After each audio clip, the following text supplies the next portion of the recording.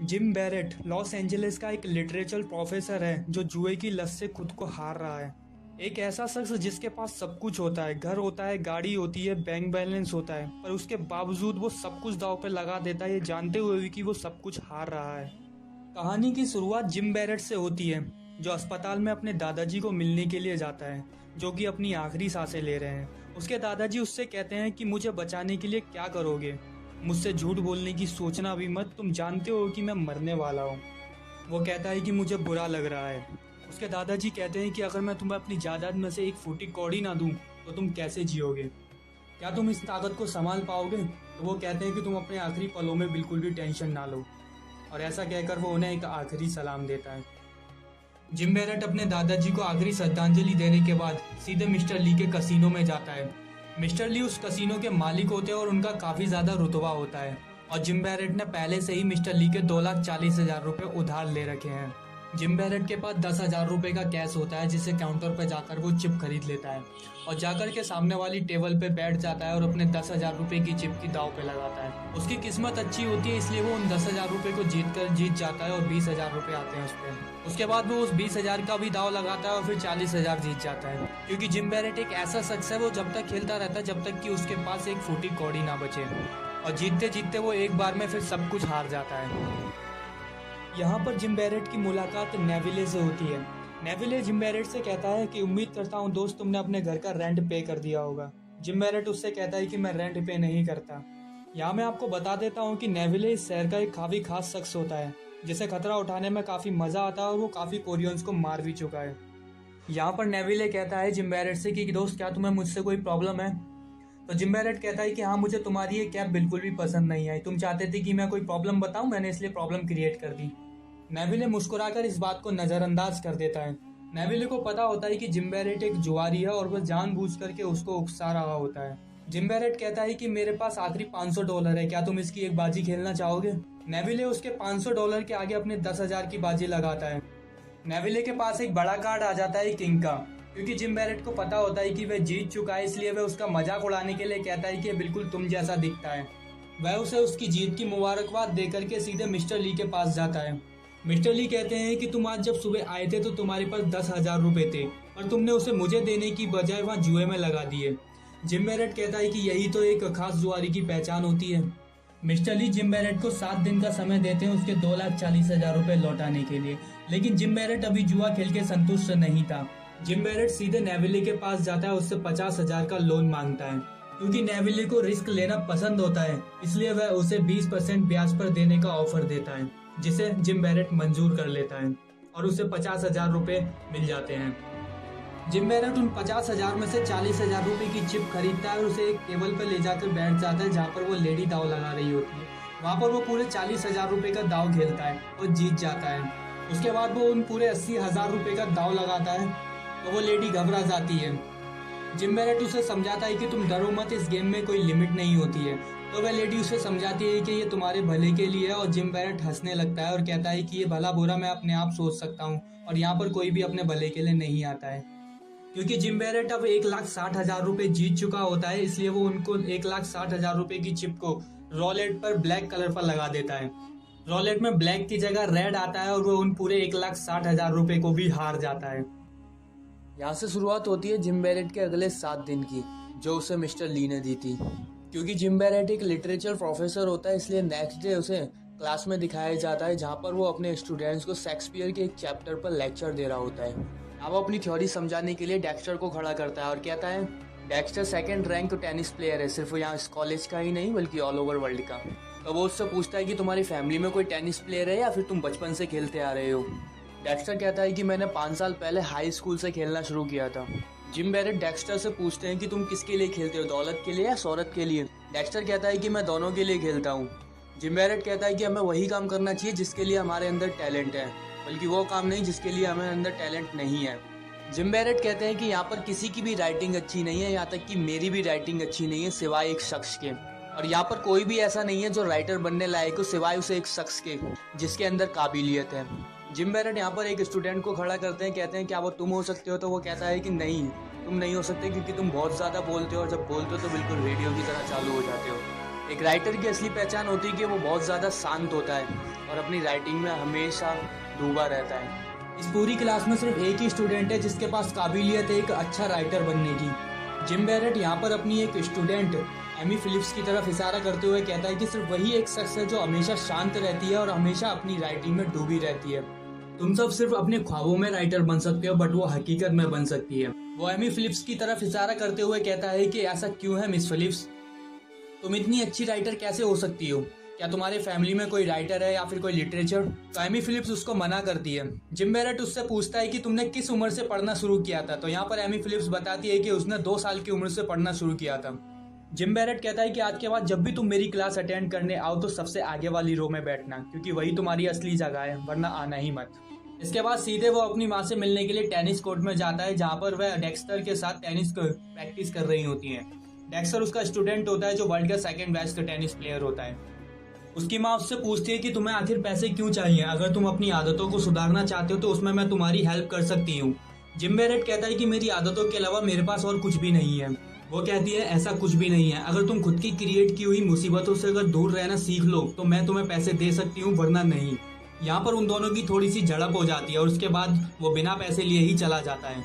अब gym Barrett के पास सिर्फ 6 दिन का समय बाकी होता है और वो फ्रैंक के पास जाता है। फ्रैंक मिस्टर ली और नेविले की तरह ही एक काफ़ी खतरनाक और नामी बंदा होता है। वो काफ़ी तरीकों से पैसा कमाना जानता है, जिसमें से एक तरीका उधार देना भी है, पर इन सब के बावजूद भी वो काफ़ी ज़्यादा समझदार बंदा होता है। फ्रैंक कहता है कि तुम्हें आखिर इतना बड़ा अमाउंट चाहिए ही क्यों? तुम एक जुआरी हो, तुम्हें जितना दिया जाएगा तुम्हारे लिए उतना ही कम रहेगा, तुम ये भी हार जाओगे, और जब तुम मेरी बताई हुई तारीख पे मेरा पैसा वापस नहीं लौटा पाओगे तो मैं मिस्टर ली और नेविले की तरह बैठकर तमाशा नहीं देखूंगा, मैं तुम्हारी फैमिली को बम से उड़ा दूंगा। तो जिम बैरेट कहता है कि इस मामले में हमारी फैमिली को मत लाओ। फ्रैंक कहता है कि तुम यहाँ मेरे पास उधार मांगने आए हो, भीख नहीं। जिम बैरेट कहता है कि मेरी कोई फैमिली नहीं है। फ्रैंक उससे कहता है कि अगर तुम्हें उधार चाहिए तो अपने मुंह से बोलो कि हाँ तुम्हें उधार चाहिए। कहो कि तुम एक नकारा और बेकार आदमी हो जो सब कुछ हार चुका है, उसके बावजूद उसे और उधार चाहिए। असल में फ्रैंक उसे किलसाने की कोशिश कर रहा होता है। तो जिम बैरेट कहता है कि मैं इतना सब कुछ एक साथ याद नहीं कर सकता। तो फ्रैंक कहता है कि ठीक है, मैं तुम्हारी प्रॉब्लम को थोड़ा और आसान कर देता हूँ, कहो कि तुम एक मर्द नहीं हो। असल में फ्रैंक उसे किलसाने में कामयाब हो जाता है और जिम बैरेट वहाँ से चला जाता है। जिम बैरेट अपनी क्लास के एक रूम में बैठा हुआ होता है और देखता है कि यहाँ एमी फिलिप्स आती है और सबसे आगे वाली रो में आकर बैठ जाती है और काफी गुस्से में दिख रही होती है। वो पीछे से आवाज लगाता है, पूछता है कि क्या तुम्हें मुझसे कुछ काम है? एमी फिलिप्स कहती है कि तुम मुझसे बाहर क्यों नहीं मिलते? जिम बैरेट कहता है कि मुझे झूठ बोलने की आदत नहीं है, क्योंकि मैं हमेशा सच बोलता हूँ, इसीलिए मैं लोगों को बुरा लगता हूँ। एमी फिलिप्स उससे कहती है कि क्या तुम मुझसे कुछ कहना चाहते हो? अगर कहना चाहते हो तो प्लीज मुझसे कह दो, क्योंकि तुम जब भी बोलते हो तो सही बोलते हो। जिम बैरेट उससे कहता है कि तुम यहाँ से अभी की अभी चली जाओ, क्योंकि शायद वो अकेला रहना चाहता था। लेकिन एमी फिलिप्स नहीं जाती, और वो जाती भी है तो जाकर के उसकी लिखी हुई नोवेल को उठा लाती है। असल में जिम बैरेट ने एक नोवेल लिखी थी, बट वह उस पर अपना नाम नहीं लिखना चाहता था, क्योंकि वह नहीं चाहता था कि उसका नाम हो। एमी फिलिप्स उससे जिद करती है कि वह उस नोवेल पर अपना नाम लिखे और अपने साइन करे, और एमी फिलिप्स जिद करके उस पर उसके साइन और नाम लिखवा लेती है। एमी फिलिप्स उसे अपने साथ बाहर जाने के लिए ऑफर करती है, बट वो मना कर देता है। वो कहता है कि उन्हीं में से एक चीज़ है जो मैं अब नहीं करता।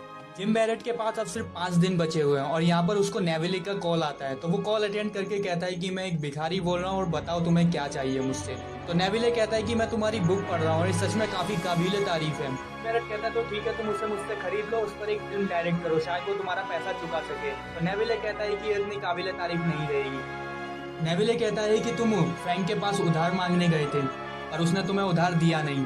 जिम बैरेट कहता है कि वो तो उधार देना चाहता था, पर मैंने ही उधार नहीं लिया। तो नेविले कहता है कि शायद तुम्हें उसकी शर्तें मंजूर नहीं थी। वो कहता है कि हाँ। नेविले कहता है कि मैंने यहाँ कोई धर्मशाला नहीं खोल रखी और मैंने जो कैश दिया था वो मुझे वापस चाहिए, और इसके लिए मैं तुम्हारी कार ले जा रहा हूँ। यहाँ जिम बैरेट को हम अपनी क्लास में देखते हैं, जहाँ पर वो लोगों को समझा रहा होता है कि वो थोड़ा सा इंटरेस्ट ले और जो बता रहा है उसको नोट करते रहें, क्योंकि वहाँ पर उसका कोई भी स्टूडेंट उसमें बिल्कुल भी इंटरेस्ट नहीं ले रहा था। दूसरी तरफ लमार जो बार बार अपना फोन निकालकर उसमें चैटिंग करने लग जाता था, तो वो उसको समझाता है, उसको डांटता है कि प्लीज 1 घंटे के लिए यहाँ पर ध्यान दे लो, क्योंकि कॉलेज चाहता है कि मैं तुम्हें पास कर दूं ताकि तुम बाहर जाकर के सिर्फ अपनी बास्केटबॉल खेलते रहो। जिम बैरेट यहाँ पर अपनी क्लास को खत्म करता है और लमार को छोड़कर बाकी सबको बाहर जाने के लिए कहता है। लमार उससे कहता है कि सिर्फ आप ही की जिंदगी में प्रॉब्लम्स नहीं है, मेरी भी लाइफ में कुछ प्रॉब्लम्स हैं और मैं इस बारे में बात करना ही वाला था क्योंकि मैं किसी और से इस बारे में बात नहीं कर सकता। वो कहता है कि उसे कोई सेलिब्रिटी नहीं बनना और ना ही उसे लमार बनना है, द बास्केटबॉल चैंपियन। वो सिर्फ एक नॉर्मल लाइफ जीना चाहता है, बट उसका कोच इस बात को नहीं समझता और उससे दिन रात मेहनत करवाता है। लमार कहता है कि मुझे प्रो बनना है, बट मेरे पास इतना ज़्यादा वक्त नहीं है क्योंकि मेरे घुटने में प्रॉब्लम है। वो कहता है कि मैं ये नहीं बता सकता कि मुझे मेरी माँ का ऑपरेशन कराना है या मेरी छोटी बहन चल नहीं पाती, मैं सिर्फ ये बता सकता हूँ कि मेरे घुटने में तकलीफ है। वो चाहते हैं कि मैं अगले साल भी बास्केटबॉल खेलूं, लेकिन मैं अभी भी जूनियर ही हूँ। जिम बैरेट थोड़ा परेशान होता है कि उसे समझ नहीं आ रहा होता है कि वो अपना उधार कैसे चुकाए। वो साथ ही साथ लमार के लिए भी परेशान होता है। जिम बैरेट टॉयलेट में बैठकर लमार का मैच देख रहा होता है। इतने में उसकी माँ आ जाती है और वो उससे पूछती है कि तुमने इस पर भी मैच लगाया है। तो इतने में जिम बैरेट कहता है कि मैं इस पर पैसा क्यों लगाऊंगा, वो एक मेरा स्टूडेंट है और ये बिल्कुल भी सही नहीं होगा। असल में नेविले ने उसकी माँ को फ़ोन करके सब कुछ बता दिया होता है कि उसके बेटे ने उससे उधार लिया हुआ है और वो उसको चुका नहीं पा रहा है। इस पर उसकी माँ उसकी हेल्प के लिए आई हुई होती है। वो उससे पूछते हैं कि अगर तुम उसका उधार नहीं चुका पाए तो वो तुम्हारे साथ क्या करेगा। वो कहता है कि वो मुझे मारेंगे, मेरी प्रॉपर्टी को हत्या लेंगे और साथ ही साथ मेरी फैमिली को भी परेशान करेंगे। ऐसा सुनकर के उसकी माँ को बहुत गुस्सा होता है और वो उसे जोरदार थप्पड़ मारती है। जिम बैरेट कहता है कि तुम्हारे ऐसा कर देने से मैं सुधर नहीं जाऊंगा। हर किसी की जिंदगी में एक समय आता है जब वह अपने आप सुधर जाता है। मैं भी एक टाइम के बाद सब कुछ ठीक कर दूंगा। वह उसे अपने साथ बैंक आने के लिए कहती हैं ताकि वो अपने बैंक से पैसे निकाल करके उसे मदद के लिए दे सकें। और वो साथ ही साथ ये भी कहती है कि मैं आखिरी बार तुम्हारी हेल्प कर रही हूँ, उसके बाद अपनी मनहूस शकल मत दिखाना। वो 2,60,000 रुपए उस बैंक से निकालती है और उसको पकड़ा देती हैं। एमी फिलिप्स ड्राइव करके कहीं जा रही होती है। वो देखती है कि जिम बैरेट वहाँ एक बेंच पर बैठा हुआ है। उसे देख करके वो उसको अपने साथ आने के लिए कहती है और जिम बैरेट तैयार हो जाता है। क्योंकि वह दोनों एक दूसरे को पसंद करते हैं, इसलिए वो किसी ऐसी जगह पर जाते हैं जहाँ पर किसी शांत सी जगह पर वो बैठ करके एक दूसरे से बातें कर सकें। वो दोनों एक दूसरे के साथ काफी अच्छा समय बिताते हैं। उसके बाद वो सारा पैसा लेकर के एक कसिनो में चला जाता है। वहाँ जाकर के वो एक टेबल ढूंढता है और वहाँ पर जाकर 10,000 रुपए की चिप खरीदता है। एक ब्लैक कैप में बैठा बंदा उससे कहता है कि तुम कितना मोटा पैसा लगाना चाहते हो। तो वो कहता है कि जितना हो सके उतना। तो वो उसे रिप्लाई में कहता है कि अगर मेरी इतनी खूबसूरत गर्लफ्रेंड होती तो शायद मैं भी यही कहता। तो जिम बैरेट कहता है कि वो तुम्हारी बेटी की उम्र की है। वो पहले 10,000 की चिप जीतता है, उसके बाद फिर वो हार जाता है। उसके बाद इसी तरह से वो 10-10 हजार करके पैसे निकालता रहता है। यहाँ उसकी गर्लफ्रेंड देखती है कि वो कुछ ज़्यादा ही अपने जुए में खो चुका है और उसे बिल्कुल भी ध्यान नहीं है कि उसके साथ उसकी गर्लफ्रेंड भी है। इसलिए वो अलग चली जाती है और जाकर के अपनी ड्रिंक पीने लगती है। यहाँ पर घंटों तक गेम चलती है और एमी फिलिप्स उसका वेट कर रही होती है।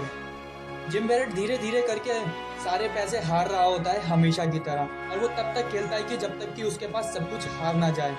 और ऐसा ही होता है, वह अपना सारा पैसा हार जाता है जो उसने 2,60,000 रुपये अपनी माँ से लिए थे।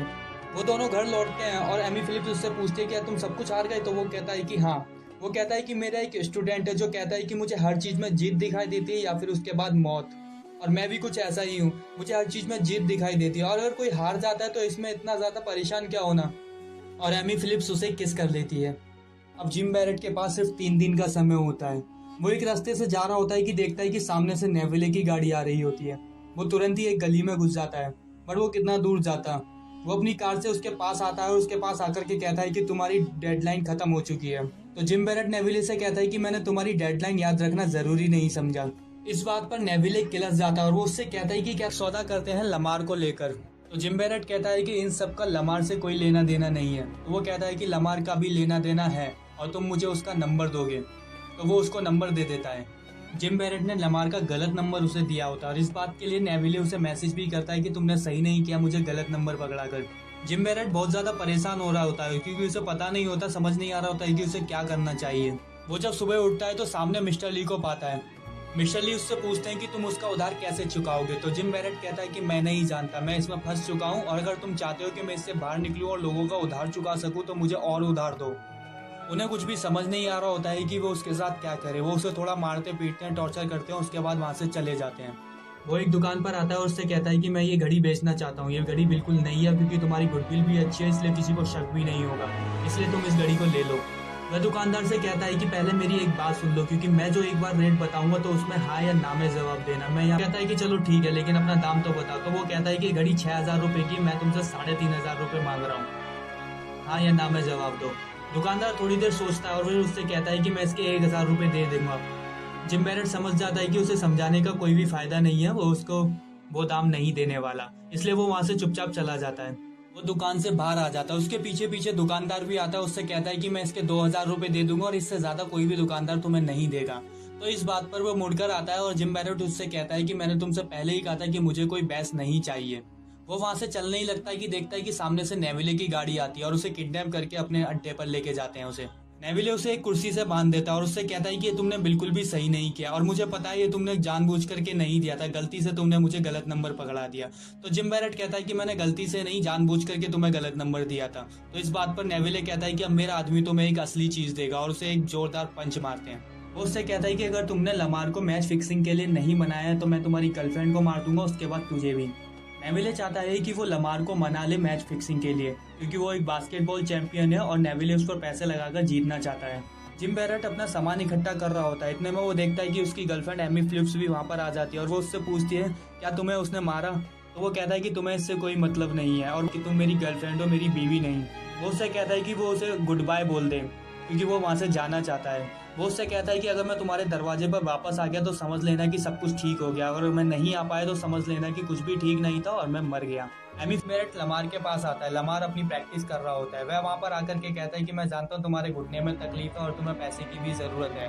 ऐसा लगेगा अगर मैं तुम्हें 2 घंटे के काम के 1.5 लाख रुपए दूँ। लमार कहता है कि आपके पास इतना पैसा कहाँ से आएगा और मुझे किस काम के पैसे मिलेंगे। वो कहता है कि तुम्हें कल के मैच में 8 पॉइंट से ज़्यादा नहीं बनाने और तुम्हें हारना है। तो लमार कहता है कि मुझे हारना नहीं है, इसका मतलब मुझे सिर्फ 8 पॉइंट से कम बनाने हैं। That's it. लमार उससे पूछता है कि क्या मेरे ऐसा करने से तुम बच जाओगे। वो कहता है कि हाँ। इसके बाद वो दोबारा फ्रैंक के पास जाता है और जाकर के उससे पैसा उधार मांगता है। फ्रैंक उससे कहता है कि तुम पागल हो गए हो या फिर तुम्हारे दिमाग पे पत्थर पड़े हुए हैं। मैं तुम्हें उधार तो दे दूंगा लेकिन मुझे वादा करो कि तुम मेरा पैसा लौटा दोगे। अगर तुम नहीं लौटा पाए तो तुम जानते नहीं हो मैं तुम्हारे साथ क्या करूंगा, और अगर तुमने खुदकुशी करने की कोशिश की तो मैं तुम्हारे पूरे खानदान को उड़ा दूंगा।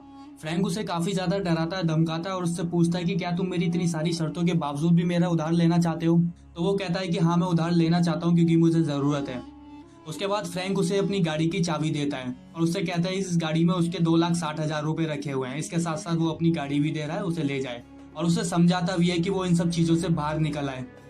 2,60,000 रुपए लेने के बाद वो मिस्टर ली के पास जाता है और वहाँ जाकर के 1.5 लाख रुपए उधार और मांगता है। तो इस बात पर कि मिस्टर ली की और किरस जाती है और उसके दोनों आदमी उसे बहुत मारते हैं, और उसके बावजूद वो ढीठ की तरह वो यही कहता है कि मुझे और पैसा चाहिए ताकि मैं तुम लोगों का उधार चुका सकूं, तो प्लीज़ मुझे उधार दो। मिस्टर ली कहता है कि तुम फ्रैंक के पास क्यों गए थे। तो वो मना करता है कि मैं फ्रैंक के पास नहीं गया था। काफ़ी ज़्यादा टॉर्चर होने के बाद मिस्टर ली मान जाता है और वो कहते हैं कि चल ठीक है मैं तेरे को 1.5 लाख रुपए दे देता हूँ, और वो उसको 1.5 लाख रुपए दे देते हैं। अपने आप को इस झमेले से निकालने के लिए अब उसने पूरी प्लानिंग कर रखी थी। वो 2,60,000 रुपए को डेक्स्टर को दे देता है। डेक्स्टर उसका स्टूडेंट होता है जो टेनिस चैंपियन होता है। डेक्स्टर उन 2,60,000 रुपए लेकर वेगस चला जाता है जहाँ पर वो उस पैसे को लगा सके लमार पर। बचे हुए 1.5 लाख रुपए को वो लमार को दे देता है ताकि वो 8 पॉइंट से ज़्यादा पॉइंट ना बना पाए। उसके बाद अगले दिन वो मैच शुरू होता है और नेविले बहुत खुश होता है क्योंकि उसे पता होता है कि वो ये मैच जीतने वाला है, क्योंकि उसने वो सारा पैसा लमार पे लगा रखा है। लमार शुरू में तो लगातार पॉइंट करके सबको डरा देता है और नेविले भी डर जाता है कि वो सोचता है कि मैंने सारा पैसा इस पर लगा रखा है, मैं बर्बाद हो जाऊंगा। और उसके बाद वो गोल करना बंद कर देता है। वो 8 पॉइंट से ज़्यादा नहीं बनाता लेकिन मैच जीतता है, और इस तरह से किसी को शक भी नहीं होता कि लमार मैच फिक्सिंग कर रहा था। साथ ही साथ नेविले भी अपने पैसे जीत जाता है और वो बहुत खुश होता है। जिम बैरेट उसके पास जाता है और उससे कहता है कि अब तो तुम खुश हो, हमारा हिसाब बराबर हो गया, अब तुम मेरी गर्लफ्रेंड से दूर रहोगे। नेविले उससे कहता है कि तुम्हें पता है आज की गेम से बहुत ज्यादा फायदा हुआ है। लास वेगस में एक ऐसा शख्स है जिसने सेम गेम लगाई थी और उसने बहुत सारा पैसा लगाया था और वो जीत गया। क्या तुम्हें पता है कि वो कौन था? शायद तुम्हें पता हो या फिर तुमने किसी को बताया हो। तो वो कहता है कि नहीं, ना तो मुझे पता है और ना ही मैंने किसी को बताया।